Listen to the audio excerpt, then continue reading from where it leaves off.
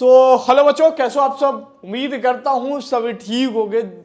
आप लोग बहुत बेसब्री से इंतजार कर रहे थे कि यूपी स्कॉलरशिप के बारे में अभी तक कोई अपडेट क्यों नहीं आया और भैया ने वीडियो बनाया क्यों नहीं। ठीक है, तो बच्चों मैं बता दे रहा हूँ कि जब भी मैं स्कॉलरशिप पे रजिस्ट्रेशन करने जाता था तो या तो इनपेसीआई सर्वर या तो आधार सर्वर, तो हमने सोचा है कि आज मैं स्टेप बाय स्टेप प्रोसेस नहीं, हमने उन सारे पेजेस का स्क्रीनशॉट लेके बता दिया है और उसमें सारी चीजें बताया कि कैसे आपको क्या क्या भरना है और किस तरीके से आप वेरिफिकेशन करोगे। ठीक है, तो जान लेते हैं। पहले आपके दिमाग में एक सवाल होगा बच्चों कि भैया यूपी स्कॉलरशिप के फॉर्म भरने की लास्ट डेट कब है। तो बच्चों जो लास्ट डेट है फॉर्म भरने की ऑनलाइन वो 31 दिसंबर तक लास्ट डेट है, मतलब 31 दिसंबर तक कोई भी स्टूडेंट जो होगा वो अपना फॉर्म ऑनलाइन भर सकता है। ठीक है, 31 दिसंबर तक लास्ट डेट है। और कॉलेज में कब तक जमा करते हो सकते हो, तो देखो अगर मेन कैंपस के स्टूडेंट होना है तो 10 जनवरी तक जमा कर देना, अगर किसी एफिलिएटेड कॉलेज के स्टूडेंट होना तो 2-3 जनवरी तक जमा कर देना, क्योंकि वो 2 जनवरी को यहाँ आएगा तो 10 जनवरी तक फॉरवर्ड हो जाएगा। ठीक है, ये रही लास्ट डेट। ठीक है, तो ये डाउट क्लियर हो गया। आज की हम इस वीडियो में क्या बात करने वाले बच्चों, देखो कि अगर आप यूपी स्कॉलरशिप के लिए फॉर्म के लिए अप्लाई करना चाहते हो अगर और आप लखनऊ विश्वविद्यालय या इससे संबंध कॉलेज में सेकेंड ईयर के स्टूडेंट, मतलब दूसरे साल, तीसरे साल, चौथे साल, पांचवें, छठवें, सातवें, जिस भी ईयर के स्टूडेंट हो, ठीक है, तो यहाँ पे हम बताएंगे कि आपको अपने फॉर्म कैसे भरने हैं। देखो बच्चों, जब भी आप यूपी स्कॉलरशिप लिखोगे ना गूगल पे तो इस तरीके का कुछ पोर्टल खुल के आएगा, तो scholarship.up.gov.in पे क्लिक कर देना। ठीक है, क्लिक करने के बाद आपको स्टूडेंट कॉर्नर पे क्लिक करना है और रिन्यूअल लॉगिन पे क्लिक करना है। रिन्यूअल लॉगिन पे क्लिक करने के बाद आपको क्या करना है, post matric other than intermediate वाले ऑप्शन पे क्लिक कर देना है। ठीक है, क्लिक करिएगा। क्लिक करने के बाद आपको क्या आएगा, कुछ इस तरीके से लॉगिन ऑप्शन आएगा बच्चों, जिसमें आपका registration number, date of birth, password याद है तो ठीक है, नहीं याद है तो नीचे एक फॉरगेट पासवर्ड का ऑप्शन होगा, उससे फॉरगेट कर लीजिएगा, या पिछला रजिस्ट्रेशन नंबर से या अभी वाले रजिस्ट्रेशन नंबर से आपको एक रजिस्ट्रेशन स्लिप मिल जाएगी सेम तरीके से, और आपको पासवर्ड अपना बना लेना वहां पे। ठीक है, जैसे फॉरगेट पासवर्ड कर लोगे फिर वही लॉगिन वाला प्रोसेस करना होगा, ये लॉगिन वाला प्रोसेस कंप्लीट करना होगा। ठीक है, फिर लॉगिन करोगे। लॉगिन करने के बाद कुछ इस तरीके से आपका ये पूरा पोर्टल ओपन होके आएगा बच्चों। ठीक है भैया, पोर्टल ओपन होके आ गया तो देखो यहाँ पे 3-4 चीजें हैं, मैं सबको बता दूं। रजिस्ट्रेशन करें तो रजिस्ट्रेशन हो चुका है। ठीक है, उसके बाद लिखेगा प्रमाणित है तो आधार नंबर डालें, फिर कहेगा मोबाइल नंबर सत्यापन करें, फिर एनपीसीआई सत्यापन करें। ठीक है, और नवीनीकरण के लिए आवेदन पत्र संशोधित करें, फिर फोटो अपने आप ऑटोमेटिक अपलोड हो जाएगा। ठीक है, और फिर जांच हेतु आवेदन प्रिंट करें। ये 4-5 प्रोसेस है, इन सभी से गुजरना पड़ेगा। चलिए चलते हैं हम पहले आधार को प्रमाणित करने वाले पे चलते हैं। देखो बच्चों, जब भी आप आधार वाले पे जाओगे तो कुछ इस तरीके से ये आपका पूरा नाम, ठीक है, लिख के आएगा। नीचे कहेगा कि click here for Aadhaar authentication. ठीक है, इस वाले ऑप्शन पे आप क्लिक कर देना। क्लिक करने के बाद से आपके एक फोन नंबर पे आपके यहाँ पे एक ओटीपी आएगी। ठीक है, यहाँ पे ओटीपी आएगी। ठीक है, तो verify Aadhaar by mobile number पे क्लिक कर देना। ठीक है, मोबाइल नंबर पे क्लिक कर दोगे, ओटीपी यहाँ पे भर देना। ठीक है, यहाँ पे आपको ओटीपी वो भर देना है जो आपके आधार नंबर पे आया है। कुछ लोगों का आधार क्या होगा, तुरंत वेरीफाई हो जाएगा, लेकिन वहां तुरंत शो नहीं होगा, उनको थोड़ा टाइम वेट कर लेना है, इस बात का ध्यान रखिएगा। ठीक है, तो आपका ये आधार वेरिफिकेशन यहाँ से कंप्लीट हो गया। ठीक है, अब नेक्स्ट पड़ाव है बच्चों कि मोबाइल नंबर कैसे वेरीफाई होगा। ठीक है, कौन सा मोबाइल नंबर डालें, किस तरीके से मोबाइल नंबर डालें, तो बच्चों हम यही रिकमेंड करेंगे, आपका जो आधार से मोबाइल नंबर लिंक है वही सेम मोबाइल नंबर डालिएगा। अब देखिए कौन सा मोबाइल नंबर डाला है, तो यहाँ पे देखिए, यहाँ पे जब भी आप ये मोबाइल नंबर वेरिफिकेशन के लिए जाओगे तो यहाँ पे मोबाइल नंबर, दूरभाष संख्या यहाँ पे लिखा होगा। ठीक है, सेम यही नंबर यहाँ कॉपी पेस्ट कर देना, आई ओके पे आई एग्री कर देना, मोबाइल नंबर भर देना 10 डिजिट का। ठीक है, 10 डिजिट का नंबर भरोगे, सबमिट करोगे। सबमिट करने के बाद से आपके नंबर पे कुछ इस तरीके से ओटीपी आएगी, ओटीपी भर देना।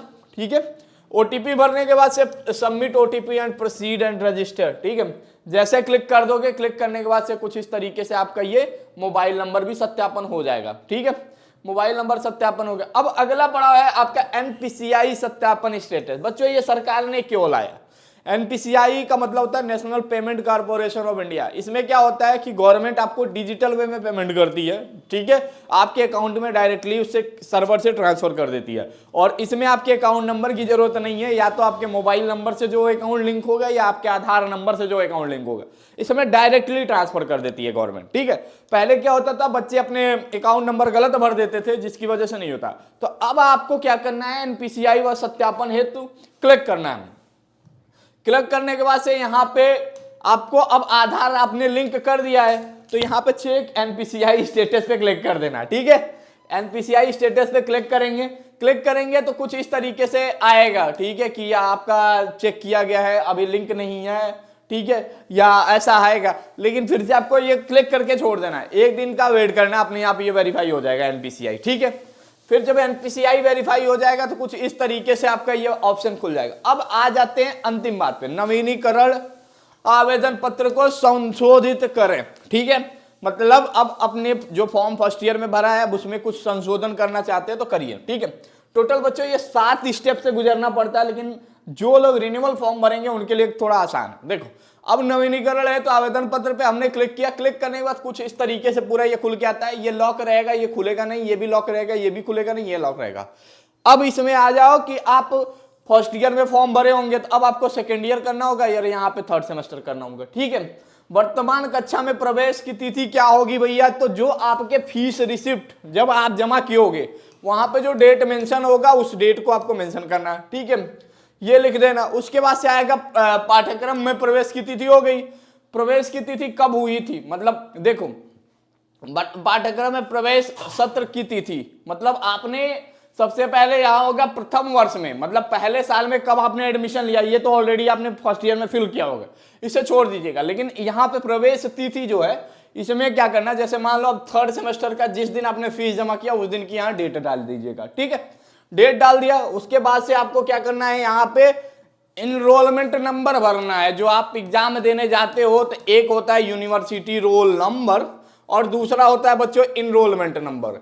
अब जितने सेकेंड ईयर और थर्ड ईयर वाले बच्चे हैं इसमें गलती मत करना, क्योंकि अब आपका जो डेटा होता है यूनिवर्सिटी से जो जाता है वो इनरोलमेंट नंबर के थ्रू वेरीफाई होता है, ठीक है। तो इनरोलमेंट नंबर आपको भरना है। यहाँ पे इनरोलमेंट नंबर भैया कहाँ मिलेगा, फीस रिसिप्ट में। जब जो लखनऊ विश्वविद्यालय से फीस रिसिप्ट मिलती है, आपके जो भी एडमिट कार्ड होते हैं उस पर बगल में लिखा होता है इनरोलमेंट नंबर, ऐसे लिखा होगा, ठीक है। तो इनरोलमेंट नंबर देख लीजिएगा और इनरोलमेंट नंबर भर दीजिएगा, ठीक है। उसके बाद से एफिलिएट एजेंसी का नाम, ठीक है, जिस विश्वविद्यालय में पढ़ते होगे यहाँ पे नाम, राशन कार्ड है तो भरिएगा, नहीं है तो छोड़ दीजिएगा, ठीक है। अब आ जाते हैं, देखिए अब इस तरीके से ये पूरा, मतलब पहले तो हमने शैक्षणिक खोला, अब आ गया बैंक। अब जिनका एनपीसीआई सर्वर से बैंक वेरीफाई हो जाएगा उनके में शायद ये ऑप्शन ना दिखे, तो आप परेशान ना होइएगा कि भैया मेरे से तो बैंक डिटेल नहीं मांगा और मैंने अपना फॉर्म नहीं भरा, ठीक है। तो इस तरीके से परेशान ना होइएगा, ये अपने आप ऑटोमेटिक हो जाएगा। अगर मान लो आपसे कहता है, जैसे मान लो आपका आधार बैंक से लिंक नहीं है, आपका फोन नंबर बैंक से लिंक नहीं है, तो आपसे कहा जाएगा भैया ये अपने अकाउंट, अपना जो बैंक खाता संख्या है उसे आप दो, ठीक है। बैंक का नाम, मतलब कौन से बैंक में आपका अकाउंट है, किस जिले में है। मैंने कहा था कि आप सभी जिलों का अकाउंट यूज कर सकते हो, ठीक है। बस वो बशर्ते यूपी का होना चाहिए अकाउंट, कहीं का भी हो, 75 जिला का कहीं का भी हो, ठीक है। बैंक खाता संख्या, आपका अकाउंट नंबर क्या है, ठीक है। ब्रांच का नाम, कौन से ब्रांच में आपका अकाउंट है, और उसके बाद से दोबारा से बैंक खाता संख्या डालिए। आईएफएससी कोड क्या है उस बैंक अकाउंट का, ठीक है, ये ऑटोमेटिक आ जाएगा जब आप ये ब्रांच सेलेक्ट कर देंगे, ठीक है। और छात्र का नाम जो बैंक में अकाउंट में मेंशन है, ठीक है। जैसे ही डालेंगे कैप्चर कोड भरेंगे, फिर शुल्क संबंधित आ जाएगा। शुल्क संबंधित भैया क्या होता है, इसको जरा सही से बता दीजिए। देखो बच्चों, शुल्क संबंधित में क्या है, जो बच्चे लखनऊ विश्वविद्यालय के मेन कैंपस के स्टूडेंट है वो क्या करेंगे, और जो बच्चे अफिलिएटेड कॉलेज के स्टूडेंट है। देखो अफिलिएटेड कॉलेज के स्टूडेंट हो या लखनऊ विश्वविद्यालय के, ध्यान रखना, जैसे मान लो आप तीसरे सेमेस्टर की फीस जमा किए, ठीक है, मान लो जैसे 4200 रुपया या 3500 कुछ रुपया जमा किया, तो इंटू 2 कर देना। देखो क्योंकि स्कॉलरशिप साल में एक बार मिलती है और सेमेस्टर आपको पढ़ने होते हैं 2 बार, तो इसलिए दोनों सेमेस्टर की फीस जितना आएगा 8400 रुपया, तो 8400 रुपया यहाँ पे मेंशन कर देना, 8400 रुपीज, मतलब 8400 रुपीज आपकी फीस है, ठीक है।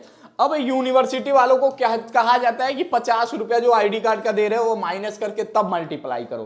तो ये बात जरा अपने कॉलेज वालों से कंफर्म कर लो, और यूनिवर्सिटी वाले जो आपकी फीस रिसिप्ट है उसका इंटू 2 कर देना और फिर यहाँ पे मेंशन कर देना। बाकी अगर कंफ्यूजन लगे तो चले जाइएगा वहीं कैशियर ऑफिस में यूनिवर्सिटी वाले, वहाँ आपको बता देंगे कि आपको कितना अमाउंट फीस भरना है। ठीक है, फीस भर दीजिएगा। फीस भरने के बाद गत वर्ष की बात करते हैं। गत वर्ष में क्या होता है भैया, जरा बता दो, गत वर्ष में क्या चीजें हैं जरा बता दो। गत वर्ष का मतलब ये होता है कि आप जो जिस सेमेस्टर के लिए फॉर्म भर रहे हो, ठीक है, उसके पिछले सेमेस्टर का रिकॉर्ड। जैसे मान लो आप 3rd सेमेस्टर में हो, ठीक है, तो पहले और दूसरे सेमेस्टर में आपके कितने नंबर आए थे, कितने परसेंटेज आए थे। तो सबसे पहले इसको हमेशा आपका रिजल्ट आ गया होगा तो आप सभी पास पे क्लिक करिएगा।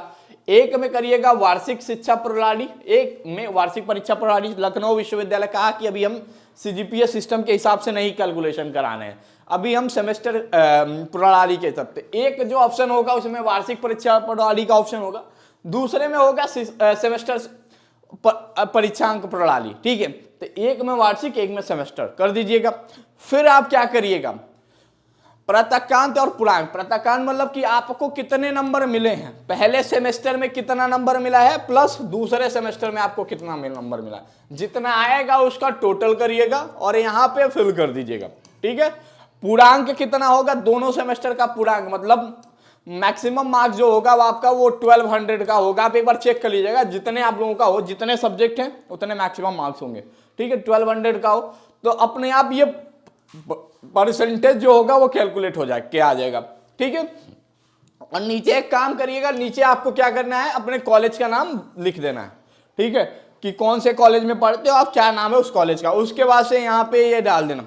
ठीक है, कैप्चर कोड डाल देना और फिर क्या कर देना बच्चों, यहाँ पे वेरीफाई कर देना। ठीक है, सबमिट कर दोगे। सबमिट करने के बाद से आपका ये पूरा फॉर्म क्या हो जाएगा, प्रोसेस आपका कंप्लीट हो जाएगा। कंप्लीट होने के बाद से आपको क्या करना है, इसको लॉक कर देना, फाइनल लॉक कर देना। मैं आपको दिखा देता हूँ एक बार और।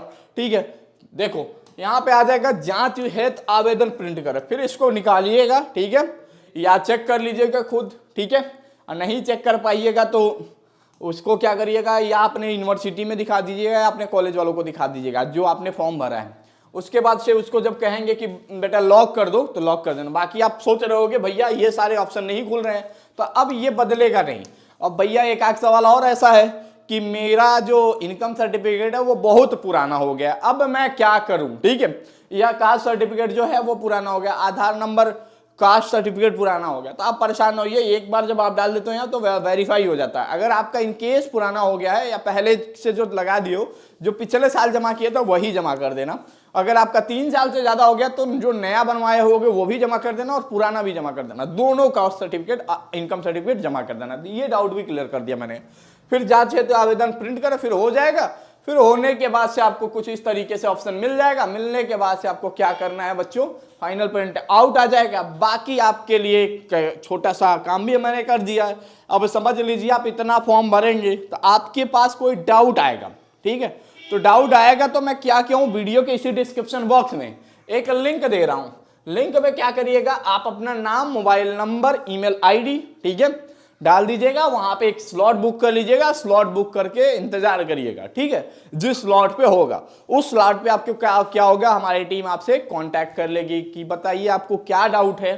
ठीक है, जैसे ही बताओगे मेरी स्कॉलरशिप में ये समस्या है तो तुरंत समाधान के लिए आपको जानकारी दे दी जाएगी। ठीक है, तो आप मीट प्रो के लिंक से अपना स्लॉट बुक कर लीजिएगा और हमसे बात कर लीजिएगा। बाकी आप दिन भर कॉन्टैक्ट नंबर पे फोन मिलाते रहते हो तो कई बार क्या होता है कि हम लोग नहीं रहते हैं या किसी ना किसी काम में, क्योंकि एग्जाम चल रहा है ना बच्चों, तो बच्चों के लिए कम से कम 7 घंटा 10 घंटा देना पड़ता है, तभी एक पेपर बहुत अच्छे से होता है। बाकी आपका भी अगर कोई सेमेस्टर एग्जाम होगा तो आप LU update mobile app download कर लीजिएगा और वहां से BA, BSc, BCom honours, BA, LLB सभी सेमेस्टर की एग्जाम की अपनी तैयारी अच्छे से कर सकते हो। होप बच्चों ये वीडियो आपको बहुत पसंद आया होगा। वीडियो को लाइक जरूर करिएगा और चैनल पे नए तो सब्सक्राइब करके जाइएगा। Thank you so much for watching this video.